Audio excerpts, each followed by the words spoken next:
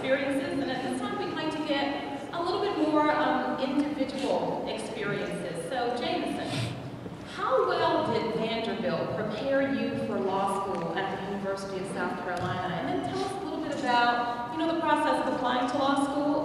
Were there schools, other law schools where you were accepted or where you were denied admission? So the first question was, how did it prepare me?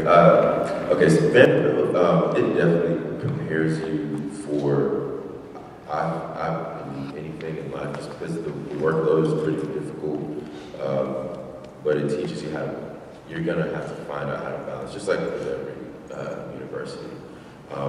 And so it definitely puts you in a good position scholastically, and it gives you resources in terms of other people who have gone to law school from Vanderbilt. There was never any issue for me getting recommendations written from teachers that I've had at Vanderbilt. So I felt, and actually I took a couple years off to work.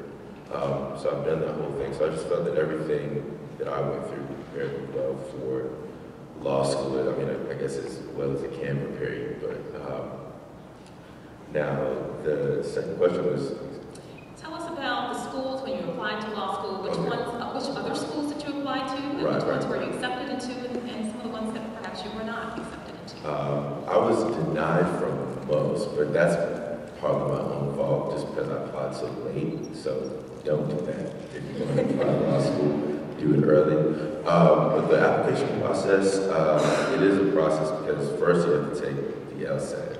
So yeah, you got to take that test, and I had to take it 3 times to get the score that I felt comfortable applying to schools with. And then what took me the longest was really writing my personal statement, just because I didn't know what I wanted to write about, and it took me a while. But so that's a process in itself, and it costs a lot of money. So if you're thinking about law school, you definitely want to kind of save your pennies to get that whole process going. And there's a lot of stuff that you got to do, and back and forth with, that was like the LSAC and all that kind of stuff.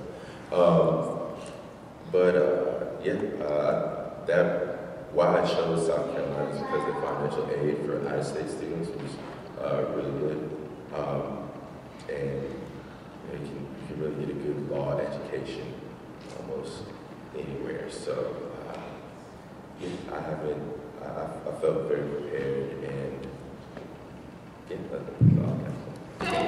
Well, we have 2 law students today. The other law student is Ashley. So Ashley, same question to you. So how well did you feel that Howard prepared you for University of Georgia? Tell us about the schools that you applied to, the law schools, the ones that you were accepted to, and the ones that you were not accepted to.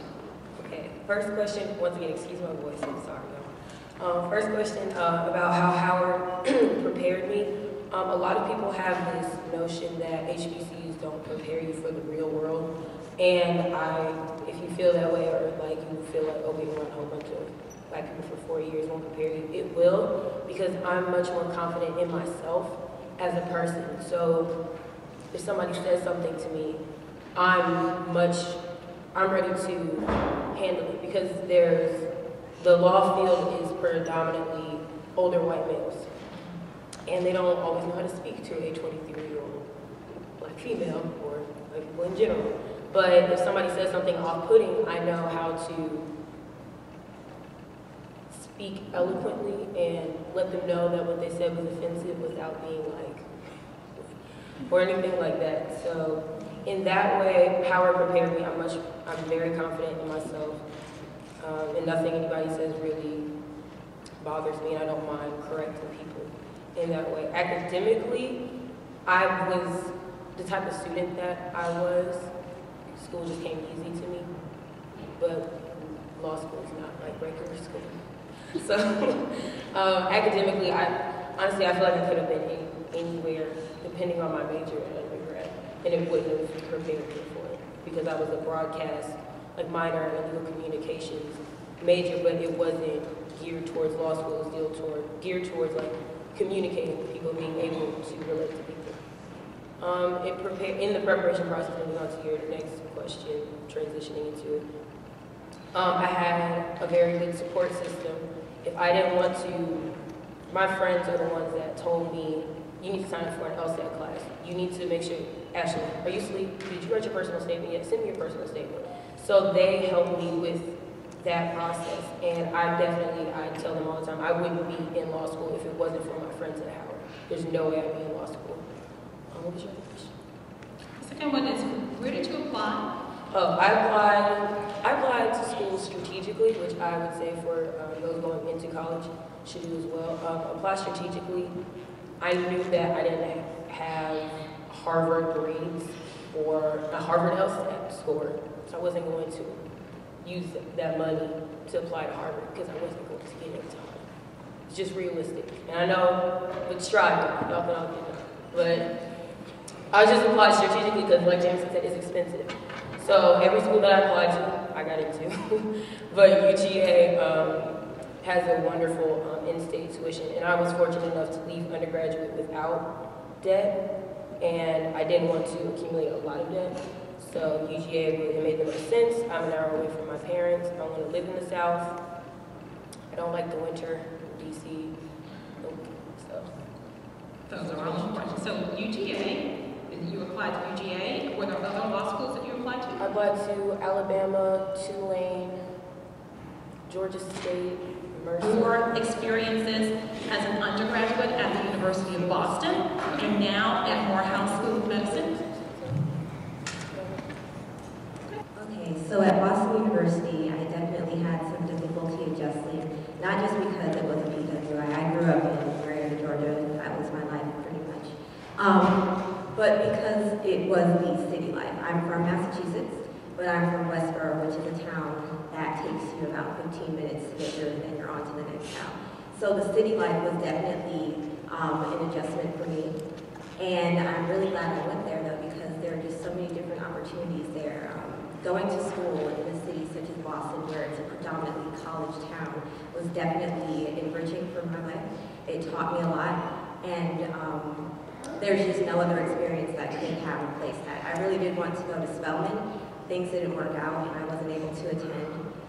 But Boston University was definitely where I was supposed to be. At Morehouse School of Medicine, I definitely feel like I'm in a more nurturing environment. I definitely feel inspired there. All three African-American Surgeon Generals graduated from Morehouse School of Medicine. The president of the American Public Health Association is working at Morehouse School of Medicine. I'm able to go to her office and just speak to her whenever I want to. I have direct access to so many different labs and research, and the experience there is just totally different. You can definitely reach your professors in a quicker way than I would if I were going to Boston University, where my classes are like 300 per class, 300 people per class. What else? It's just a smaller institution at Morehouse School of Medicine, and I feel like resources are more so right at my fingertips instead of all yonder. Thank you, Anya. Tari, as the only panelist who has gone from earning an undergraduate degree into the workforce,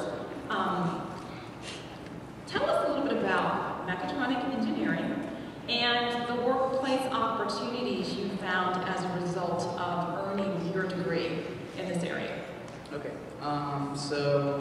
Mechatronics Engineering, a little bit of background on that. It's one of the majors that was unique to Southern Poly, and one of the reasons I wanted to go with.